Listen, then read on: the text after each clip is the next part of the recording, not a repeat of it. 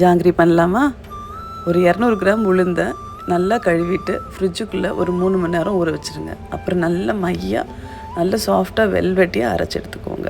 அதுக்குள்ளே ஒரு 2 டம்ளர் சுகரை 1 டம்ளர் தண்ணி ஊற்றி பிசுக்கு பதம்னு சொல்லுவோம்ல, கம்பி பதம் இல்லாமல் நார்மலாக பிசு பிசுன்னு வரும்ல, அந்த ஸ்டேஜுக்கு பாகா ரெடி பண்ணிக்கோங்க.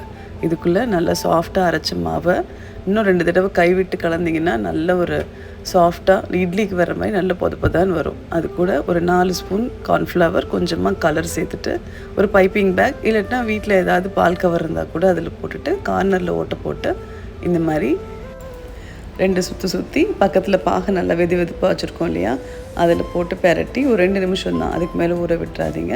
அகலமான ஒரு பாத்திரத்துலேயோ தட்டுலேயோ பரப்பி வச்சுட்டிங்கன்னா ஜாங்கிரி ரெடி. இந்த பாகில் கொஞ்சமாக குங்குமப்பூவும் ஏலக்காவும் ஒரு 2 ஸ்பூன் நெய்யும் சேர்த்துருக்கேன். அவ்வளோதாங்க, க்யூட்டான ஜாங்கிரி ரெடி. தீபாவளிக்கு செஞ்சு அசத்துங்க. நகரும் எந்த நாட்குறிப்பில் வன்மையாய் நீயும் வந்து சேரும் மாயம் என்னவோ செய்கிறாய் நீ, என்னாயுள் எல்லைகள் போலாகிறாய்.